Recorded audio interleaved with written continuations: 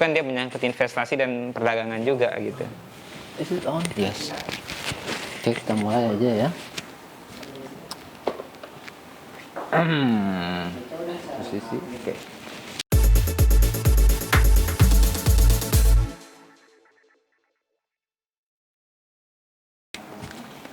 Assalamualaikum warahmatullahi wabarakatuh. Ketemu lagi dengan saya Ari Garmono di channel Ari Garmono yang tetap mencoba untuk menampilkan tokoh-tokoh yang luar biasa, tokoh-tokoh yang inspiratif, tokoh-tokoh yang bisa memberikan nutrisi bagi pengetahuan kita di NTB ini terutama.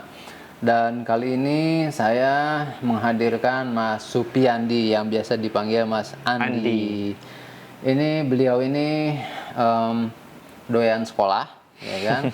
Kuliahnya dulu itu S2-nya di Antwerpen University, Belgium. Iya, betul. Dan juga pernah ikut short course tentang sustainable tourism di Griffith University Australia. Jadi akademik banget nih.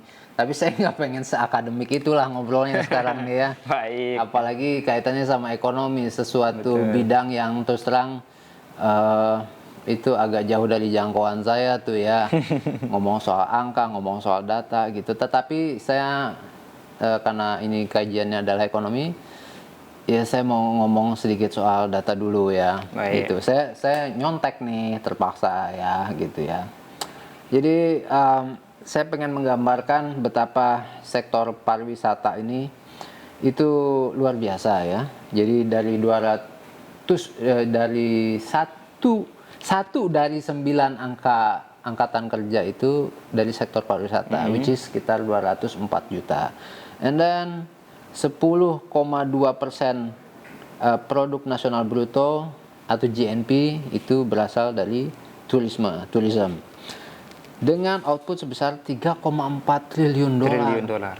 Itu gila banget itu. Betul, banyak sekali itu berapa kali APBN kita itu?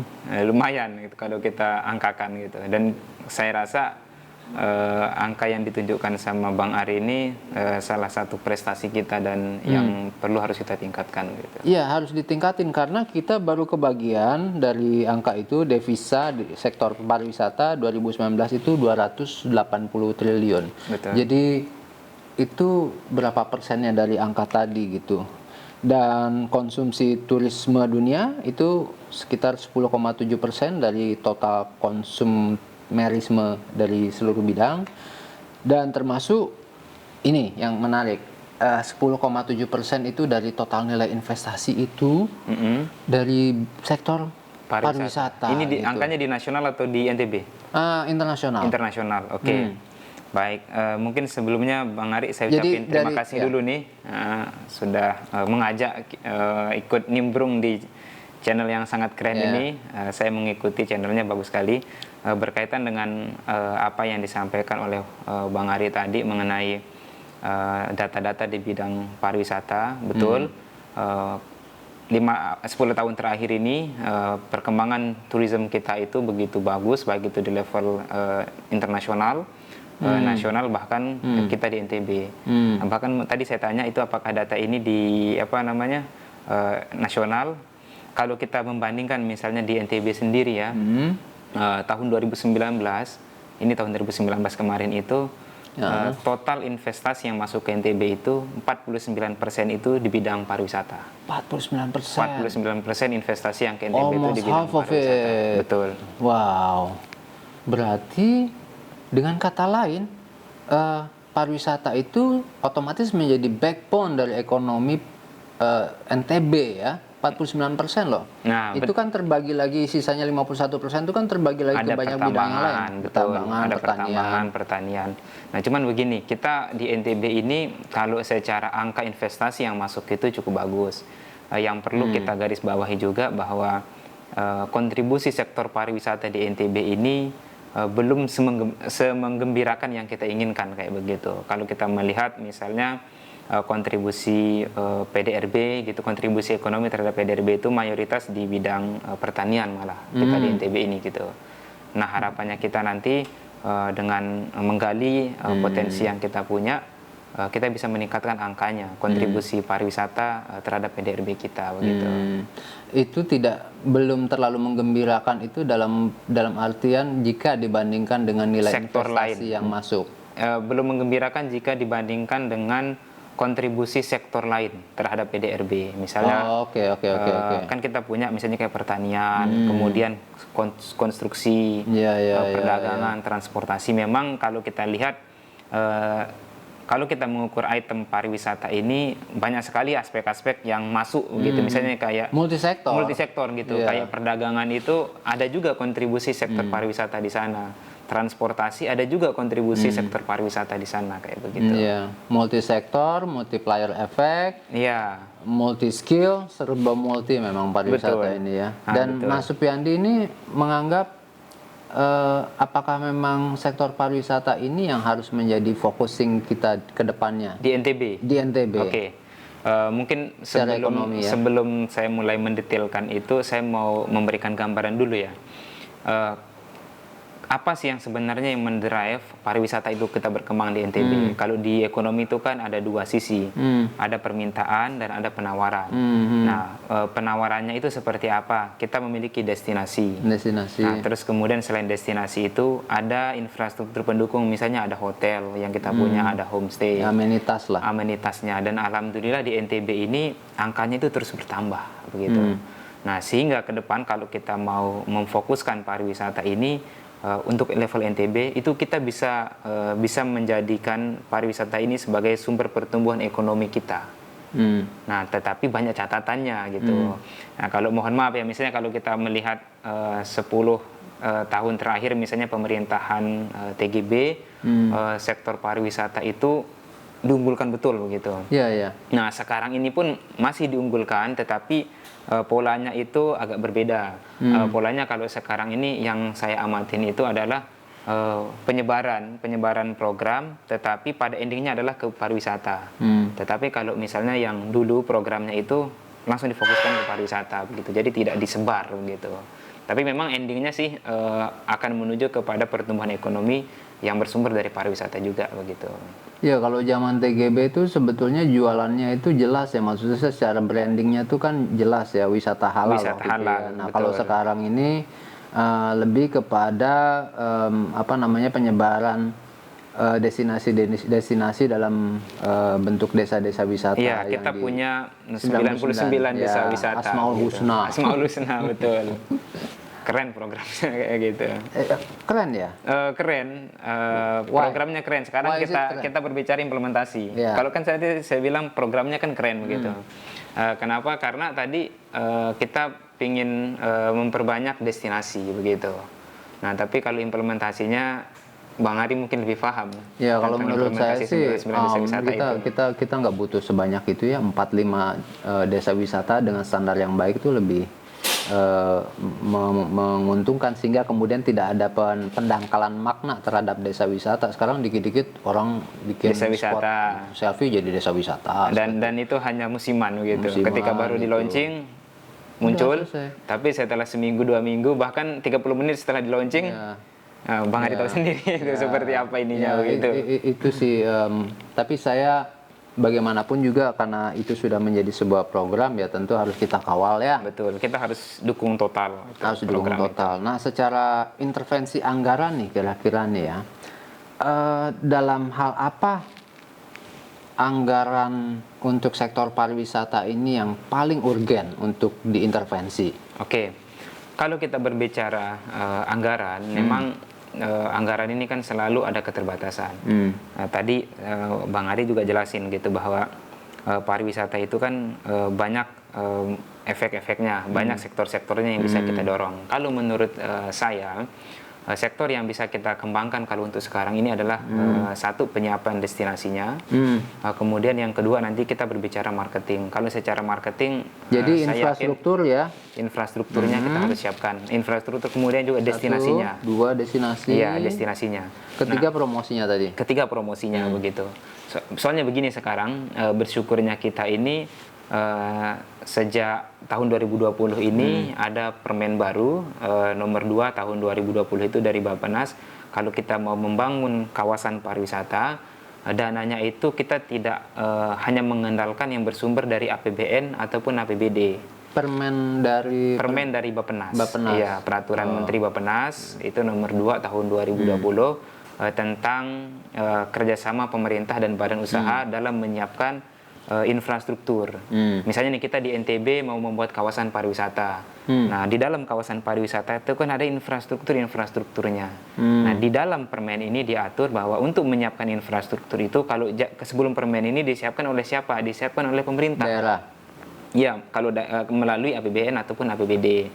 Nah, sedangkan di permen ini sekarang bisa disiapkan oleh swasta. Nah, jadi kolaborasi antara pemerintah dan swasta. Jadi nanti modelnya itu ada pembagian risiko, pembagian hasil dan segala macamnya kayak begitu. Dan ini harus sebenarnya kita di NTB harus kita dorong pola seperti ini begitu. Artinya Mas Andi setuju dengan swastanisasi destinasi? Sebenarnya bukan bahasanya swastanisasi destinasi, tetapi lebih kepada sharing dalam pengelolaan. Saya lebih suka kan investasi kata sharing. Investasi kan artinya kan private sector, tetapi private sector tersebut kita atur. Kita buatkan aturan. Jadi tidak semerta-merta kita lepas kepada private sector itu, tetapi Pemda itu nanti membuat aturan. Misalnya nih kalau Anda masuk di daerah saya, Anda harus memenuhi A, B, C, dan D. Jadi ada kesepakatan yang dibuat secara bersama-sama begitu. Saya pernah ngobrol juga sama Kepala Balai Taman Nasional Gunung Rinjani. Jadi beliau sempat ngomong, ya kalau misalnya Taman Nasional Gunung Rinjani ini mau dikelola sama swasta itu akan lebih menyenangkan kami gitu, karena keterbatasan SDM, keterbatasan infrastruktur, keterbatasan anggaran dan sebagainya gitu. Artinya institusi pemerintah pun sudah tidak mentabukan lagi pengelolaan pariwisata ini kepada private sector tadi. Jadi itu udah kayak keniscayaan, termasuk di negara-negara yang minim destinasi sumber daya alamnya ya kayak Singapura. Private sector. Ada banyak keunggulan sebenarnya jika destinasi dikelola oleh private sector. Satu, dari segi perencanaan itu biasanya lebih matang kalau swasta yang merencanakan. Kemudian juga mengenai keuangannya. Keuangannya itu mereka sangat detail begitu. Lebih profesional berarti. Iya, profesional betul. Yang kita sukai kalau private sector itu lebih kepada teknologi sebenarnya. Pendekatan teknologinya itu kalau swasta itu dia lebih canggih. Yang dipakai teknologi itu yang up to date kayak begitu. Dan ini bisa menjadi pembelajaran bagi kita orang lokal kayak begitu. Kenapa pemerintah daerah misalnya itu tidak bisa mengadopsi hal-hal yang terkait sama teknologi itu gitu? Apa kendalanya gitu? Pola ini sedang kita tertinggal dalam hal itu. Penerapan teknologi satu, kalau kita melihat permasalahan utamanya di SDM. Contoh kecil misalnya sekarang ini kita di NTB sedang konsen pada industrialisasi. Bukan masalahnya tidak bagus, tetapi kan kita merekrut pada tahun yang berbeda begitu. Jadi generasinya yang berbeda gitu. Sementara kan perkembangan teknologi itu begitu cepat, tetapi kita mengupgrade-nya itu tidak terlalu cepat kitanya kayak begitu. Jadi ini ada perkembangan teknologinya sebegini, tapi upgrading kita tidak setinggi itu kayak begitu. Itu bisa kita lihat dari kualitas SDM kita gitu. Beda halnya mungkin kalau yang bekerja di sektor-sektor strategis ini, kalau kayak Bang Ari ya mungkin beda level penerimaannya kayak begitu. Nah, makanya kita harus dorong nih orang-orang muda profesional untuk membantu pemerintah daerah. Saya masih muda kok. Sekarang kan masuk di dalam tim promosi ekonomi daerah. Betul, TPED. Apa yang dipromosiin sih? Ya, jadi alhamdulillah kita di NTB ini sekarang para pemirsa, apa nama channelnya tadi? Ari Garmono Channel. Kita sudah punya tim namanya tim promosi ekonomi daerah. Itu sudah berdiri sekitar 3 bulan gitu. Baru ya. Baru. Nah, yang kita promosikan itu yang pertama ada investasi, kemudian yang kedua perdagangan, yang ketiga tourism. Itu yang kita promosikan. Nah, yang paling berat itu sebenarnya di investasi itu. Kenapa? Karena kita harus menyiapkan investasi di NTB ini supaya ketika ada investor yang mau berinvestasi di NTB, investor tersebut sudah memiliki peta, investor tersebut sudah memiliki jalan. Sudah ada roadmap-nya. Roadmap-nya misalnya begini, misalnya nih, saya sebagai investor misalnya dari Eropa, saya punya uang misalnya 100 miliar, saya mau ke NTB, saya mau bangun hotel di NTB, di manakah titiknya? Nah, coba kalau sekarang di mana titiknya? Kan kita masih bingung nih di mana titiknya gitu.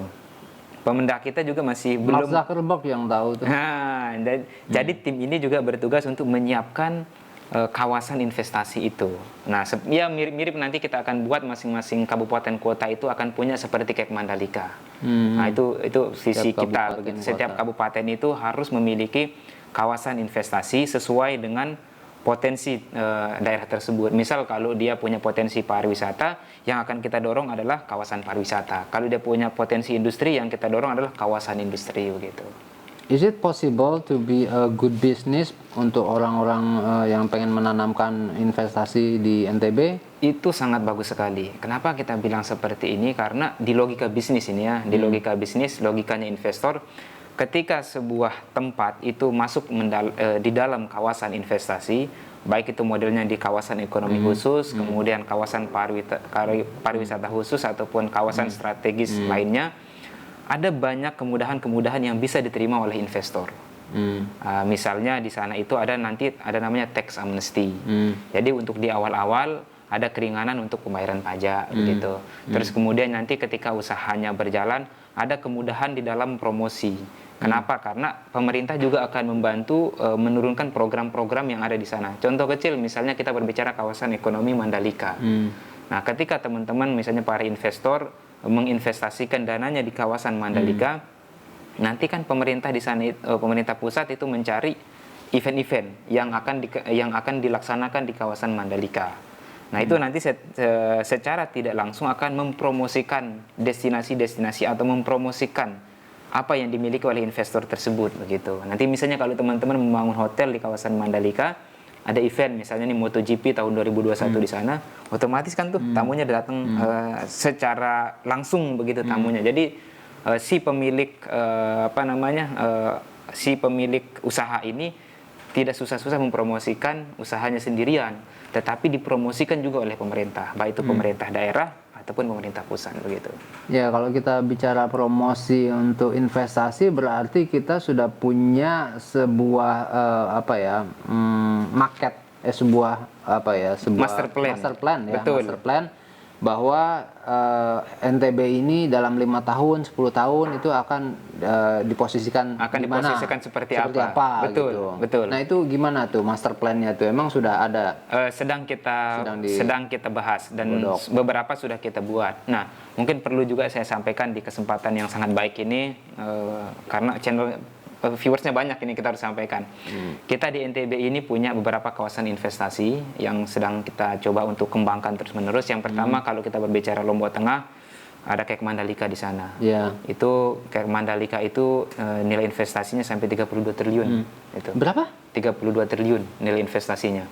Yang sudah masuk? Atau nilai investasinya. Nilai. Jadi nanti total keseluruhan dari investasi yang ada di Kek Mandalika itu. Selama? Mungkin jangka waktunya tidak kita tentukan. Kenapa? Karena orang bisa masuk kapanpun kayak begitu. Nah, jadi kita sudah menghitung di sana jika semuanya ini maksimal terisi, hotel-hotel semua terbangun, itu sekitar 32 triliun nilai investasinya untuk Mandalika. Kemudian kita pindah ke Lombok Barat. Kalau di Lombok Barat ini kemarin itu kami sudah membahas mau menjadikan Sekotong. Jadi Sekotong itu kita mau jadikan kawasan pariwisata juga, kawasan investasi. Karena apa Sekotong kita pilih? Karena Sekotong itu dekat dengan Gilimas, pelabuhan kapal pesiar, betul. Nah, itu sekarang kita dorong. Kemudian juga Sekotong itu memiliki, di area Sekotong itu kan banyak gili-gilinya di sana. Banyak banget, berapa belas. Dan itu belum kita maksimalkan potensi gili tersebut. Nah, seandainya nanti modelnya dalam bentuk kawasan, kita meyakini investor akan senang sekali untuk masuk ke sana begitu. Nah, kalau untuk Lombok Utara yang kita promosikan sekarang itu yang Global Hub. Yang bandar udara di Kayangan itu nilai investasinya sampai 132 triliun sana Bang Ari. 132 triliun nilai investasinya tinggi sekali begitu. Are they welcome to invest? Ini kita sedang open juga ke dunia internasional. Kemarin kita sudah menjalin komunikasi dengan Uni Eropa, kemudian kita juga sudah menjalin dengan Uni Emirat Arab. Memang kalau untuk Global Hub itu kita dorongnya itu lebih kepada industri sebenarnya. Industri dalam pengertian apa nih? Industri kemaritiman. Kan gini Bang Ari, mungkin perlu juga kita sampaikan, sejak tanggal 5 Juli tahun 2020 ini, Selat Lombok, ini selat kita ini, itu sudah ditetapkan oleh International Maritime Organization sebagai tol laut jalur perdagangan internasional. Ya pernah saya baca di statusnya. Betul. Sejak 5 Juli ini pemerintah Indonesia itu sudah mengajukan 2 tahun terakhir ini, dan alhamdulillah tahun ini kita diterima. Jadi ada 2 yang diterima, Selat Lombok, kemudian sama Selat Sunda. Konsekuensinya apa? Konsekuensinya adalah semakin rame kapal-kapal internasional, jalur-jalur pelayaran semakin rame. Kita bisa cek di update di Marine Traffic namanya itu, kita bisa update sekarang itu rame sekali Bang Ari. Iya emang. Jalur pelayaran itu. Nah, kemudian kita bertanya, apa yang kita peroleh manfaat begitu kan? Nah, kalau kita mau mendapatkan manfaat, kita bikin rest area yang bagus di Lombok Utara nanti, di Global Hub tadi. Jadi misalnya ada kapal berlayar dari Tiongkok gitu, mau ke Eropa, mau ke Australia. Nanti misalnya kalau dia mau ngisi bahan bakarnya di mana? Ngisi bahan bakarnya di Global Hub.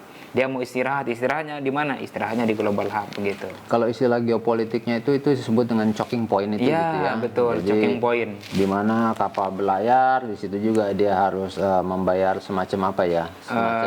Servisnya, jasa servis. Jasa servisnya. Gitu. Dan itu secara tradisional kita tuh dulu udah melakukan hal itu ya, jauh sebelum negara ini merdeka. Dulu zaman Sriwijaya kita melakukan itu. Termasuk di jalur tadi Selat Lombok tuh juga Ampenan tuh dulu juga merupakan jalur pelayaran yang cukup ramai ternyata. Betul. Hanya karena mungkin saya keliru ya, tetapi ada beberapa literatur yang menyebutkan bahwa itu jalur perdagangan untuk barang-barang smuggling sehingga tidak terekspos gitu ya. Tapi rame gitu. Rame betul. Nah oke. Artinya kalau kawasan-kawasan ekonomi itu tumbuh dan dibangun nanti itu gitu ya, kira-kira apa peluang ekonomi yang bisa didapatkan oleh masyarakat? Banyak sekali. Ya. Misalnya logika sederhananya misalnya begini nih Bang Ari. Pembangunan misalnya kita sebut aja contoh misalnya di Sembalun misalnya. Sebelum kita tambahin. Sembalun juga tadi jadi untuk Lombok Timur. Ya. Untuk Lombok Timur itu ada 3 yang sedang kita dorong. Yang pertama itu kawasan selatan, yang kawasan di Ekas. Ekas. Itu Ekas itu sebenarnya dia sudah masuk di kawasan penyangga Kek Mandalika. Ya. Begitu. Nah, ini nanti kemarin kita sudah komunikasi dengan Bapeda di Lombok Timur. Itu kita nanti akan seriusin. Kebetulan kan kalau di sekitaran Ekas di Lombok Selatan itu sudah berdiri beberapa hotel, beberapa villa. Nah, itu nanti kita akan gabung menjadi satu, kita akan masukkan mereka dalam kawasan. Dan responnya itu mereka sangat senang sekali ketika itu masuk dalam kawasan. Soalnya apa? Infrastruktur jalan akan diperbaiki gitu. Pengen saya punya tanah di sana itu. Wah, segera hari di sana gitu. Karena itu bakal profitable banget ya. Bakal profitable banget begitu.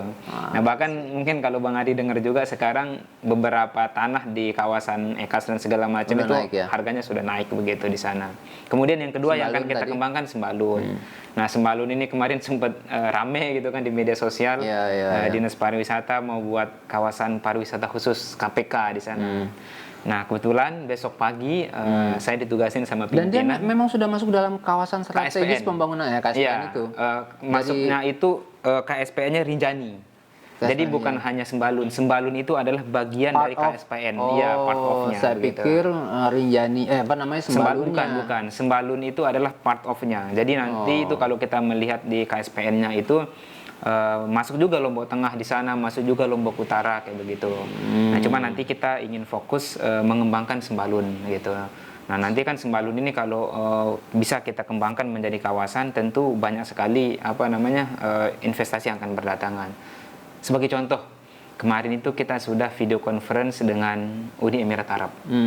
Uni Emirat Arab itu tertarik untuk berinvestasi di NTB di 5 komoditas. Salah satunya adalah bawang putih yang di Sembalun. Nah, tadi pagi ini jam 10 tadi kami meeting dengan salah satu perusahaan di sana. Ini direkam tanggal 15 Juli 2020. Pagi. Nah, tadi pagi kami ketemu dengan salah satu perusahaan, saya sebut saja namanya PT Agrindo. PT Agrindo punya lahan HGU dengan Pemda Lautim itu 230 hektar dan ini sedang kita coba membuat teaser untuk bawang putih. Investornya dari Uni Emirat Arab begitu. Nah, kira-kira logika ekonominya begini, kalau investor ini masuk ke sini, satu, penyerapan tenaga kerja, Bang. Itu sudah pasti. Misalnya dia kalau untuk pertanian kan tentu penyerapan tenaga kerja di bidang pertanian. Itu kalau kita melihat SDM kita di Lombok Timur khususnya, itu tenaga kerja bidang pertanian kita tidak perlu ragukan lah. Mereka hebat-hebat semua kayak begitu. Nah, misalnya kalau di kawasan pariwisata Sembalu juga, misalnya ada orang bangun hotel. Ketika orang bangun hotel dia butuh tukang, dia butuh teladen kan, itu bisa ekonomi juga tuh. Terus kemudian juga ketika dia mau bangun hotel, dia membutuhkan batu, bata, pasir, semen, itu kan dibeli dari sekitarnya, begitu. Itu ekonomi juga itu. Itu jadi hal-hal seperti inilah kenapa kita sangat concern untuk mendatangkan investasi ke NTB, karena kita meyakini ketika ada investasi yang masuk ke sini, multiplier pertumbuhan ekonominya itu akan jalan. Satu lagi untuk Lombok Timur, kawasan Sambelia. Nah, Sambelia itu betul, Gili Kondo, Sambelia itu kita akan dorong untuk perindustrian dan turisme di sana itu, karena kita punya ada Gili kan di sana, ada Gili Kondo dan sekitarnya. Dan Sambelia itu kalau untuk industri juga bagus di sana itu, Bang. Industri apa itu? Industri pengolahan. Itu juga nanti kita gunakan untuk mensupport. Di sana komoditasnya itu kopi, kelapa. Di sana itu komoditasnya yang lumayan di sana itu jambu mete. Jambu mete. Jambu mete di sana cukup banyak di sana, sama pisang di sana. Ya, pisang. Itu nanti kenapa kita merencanakan kalau Sambelia itu untuk menjadi kawasan industri, karena kita ingin mensupport Global Hub. Nah, nanti kan Global Hub yang di Kayangan itu ketika itu beroperasi, dia membutuhkan bahan baku yang banyak begitu. Sehingga semua kawasan ekonomi khusus tadi terintegrasi satu sama lain. Contoh misalnya gini, Bang Ari, ada kapal mampir di Global Hub. Kemana mereka liburan? Ke Mandalika mereka liburan, ke Sekotong mereka liburan, ke Senggigi. Jadi semuanya itu kita sudah pikirkan, kita sudah desain, semuanya ini akan terkoneksi gitu. Jadi saling mengisi. Nah, harapannya kita begini, Bang Ari, jangan sampai antar destinasi ini saling mematikan. Mungkin Bang Ari juga mengikuti Senggigi sekarang kan lagi down. Nah, kenapa Senggigi down gitu kan? Banyak orang menganalisis karena Gili Trawangan ramai. Kalau dulu kan sebelum Gili Trawangan banyak hotel di sana, kalau kita mau ke Gili Trawangan nginepnya di mana? Di Senggigi. Kemudian kita menggunakan fastboat pergi ke Gili Trawangan.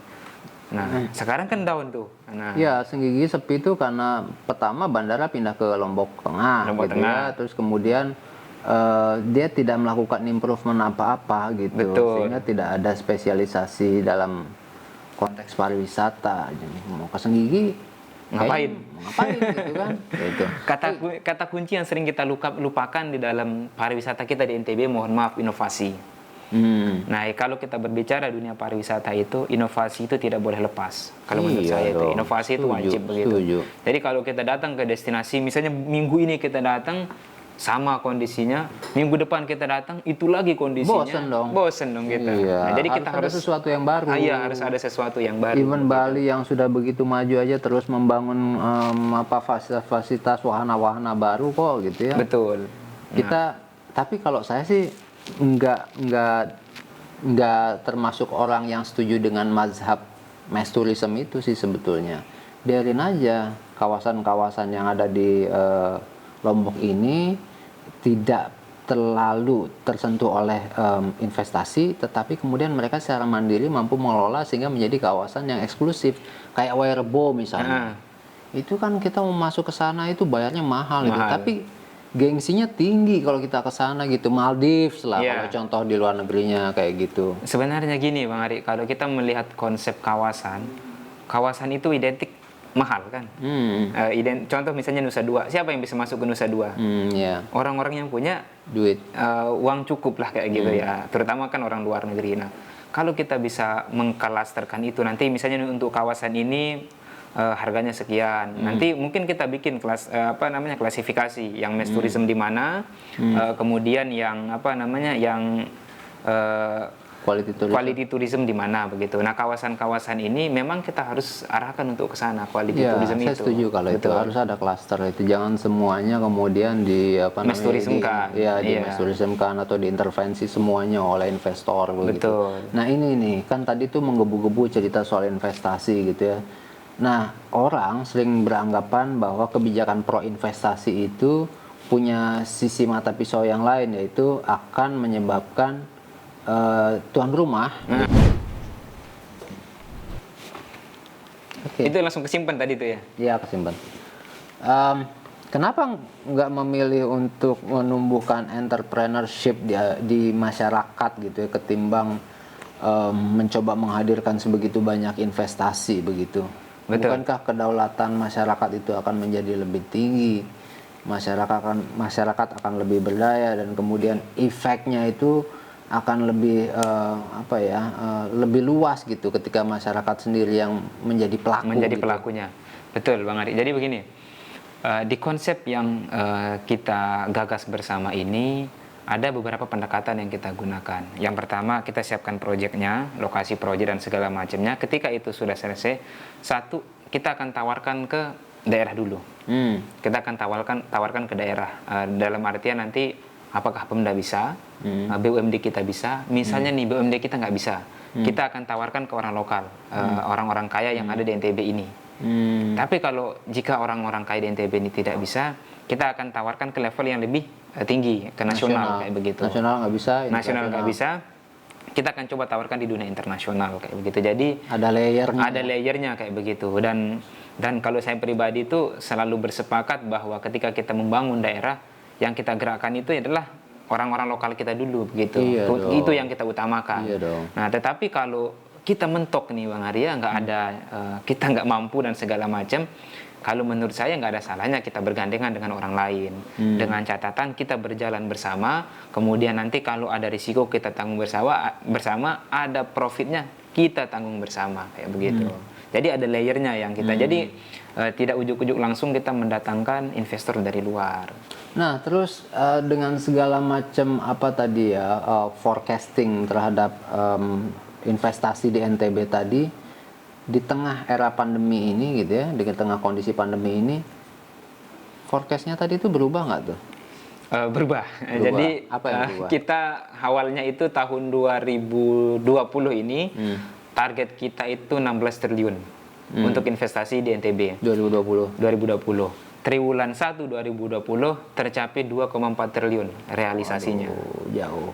Nah, ini kan triwulan 1. Terus karena ada pandemi COVID-19 ini, pusat itu menyuruh kita untuk melakukan penyesuaian. Target kita sekarang itu di angka 6 triliun. Revisi ya? Revisi, betul. Sebenarnya di tahun 2019 kemarin itu beberapa investor yang mau ke NTB ini juga cukup banyak, ada dari Makassar kemarin itu. Nah, cuman karena COVID-19 ini wait and see dulu.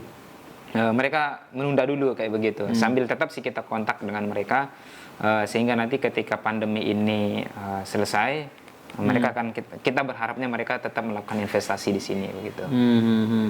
Makanya ketika terjadi COVID seperti ini kan pemerintah provinsi langsung melakukan penyesuaian, baik itu penyesuaian anggaran maupun penyesuaian kebijakan. Adanya JPS Gemilang misalnya yang sangat bagus begitu kita dukung.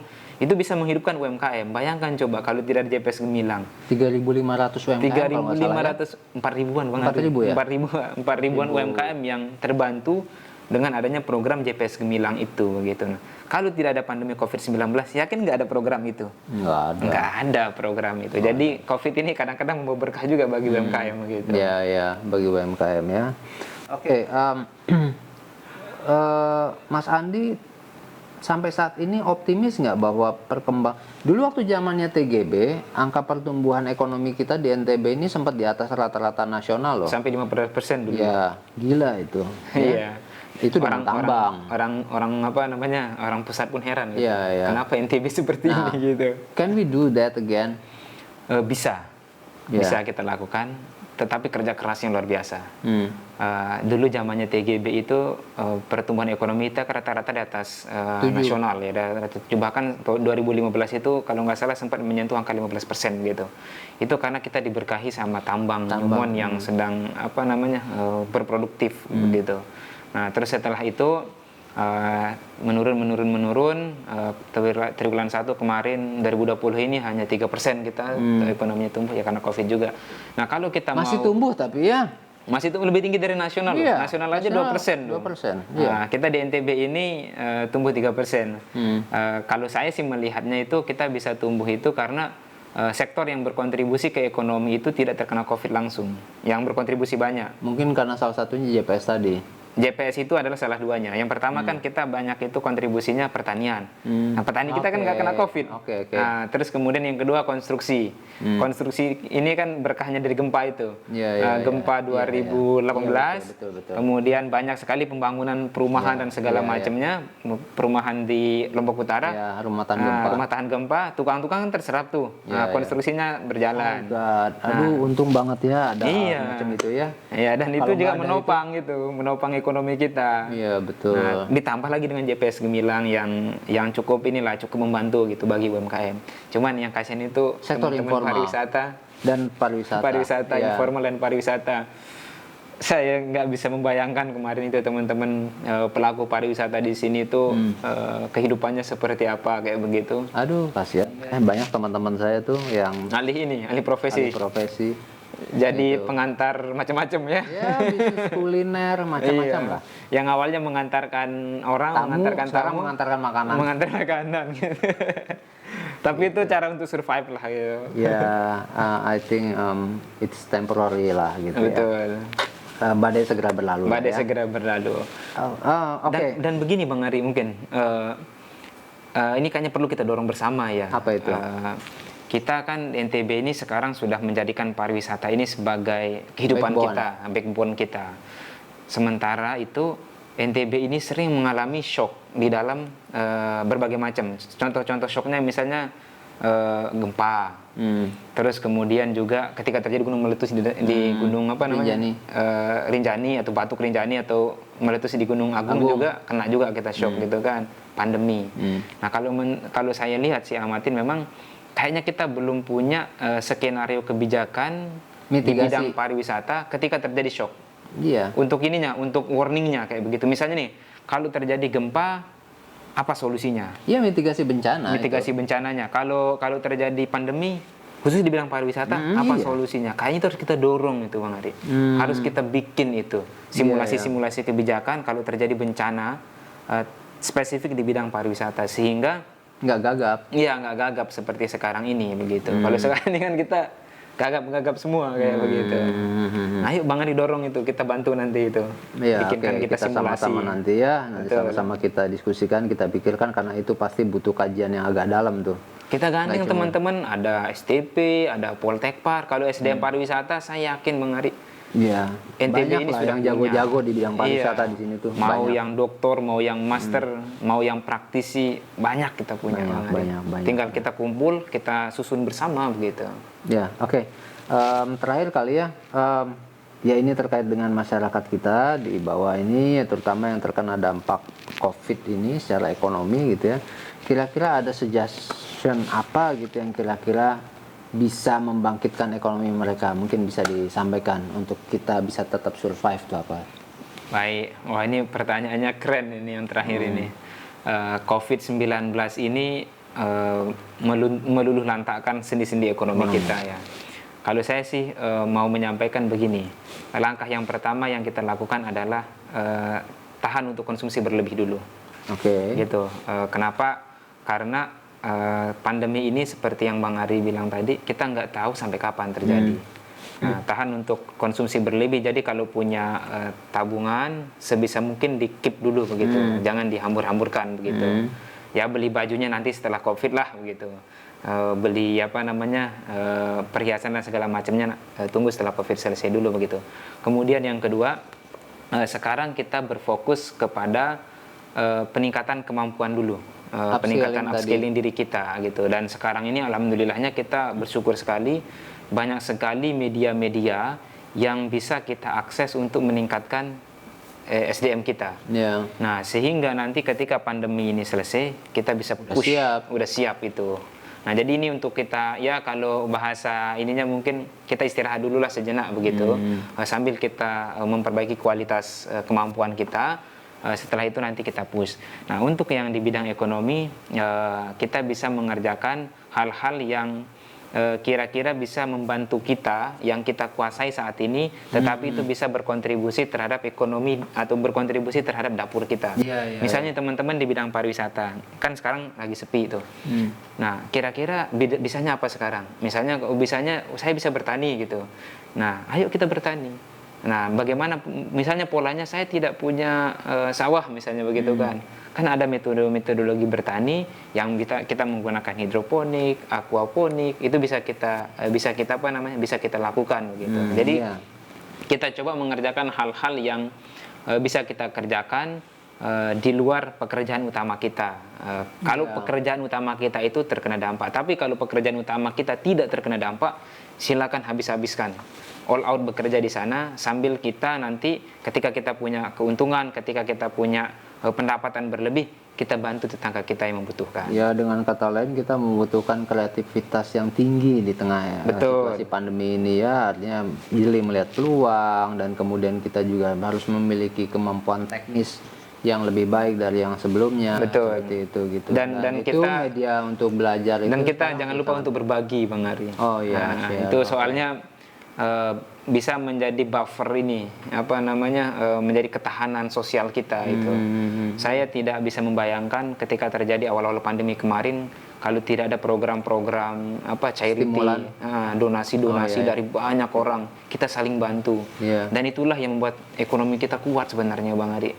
Dibandingkan misalnya dengan solidaritas kita di Indonesia ini, kalau menurut saya itu luar biasa begitu. Itu yang harus kita tumbuhkan gitu. Waktu gempa itu satu hari 5 tronton masuk kantor pos tuh. Masuk kantor pos. Sampai bingung ya ini menyalurkannya kemana begitu. Ya gitu. Betul. So, makasih banyak nih Mas Andi. Sama-sama, Bang Ari.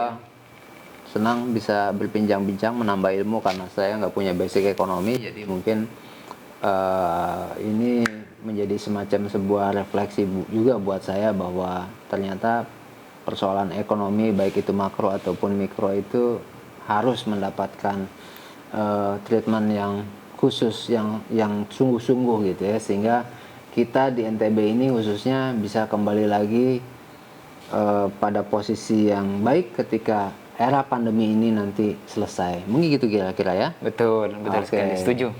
Terima kasih, jangan lupa like, comment, subscribe, and share di Ari Garmono channel, dan sampai jumpa dengan tokoh-tokoh lain yang berikutnya. Terima kasih. Wassalamualaikum warahmatullahi wabarakatuh. Waalaikumsalam warahmatullahi wabarakatuh.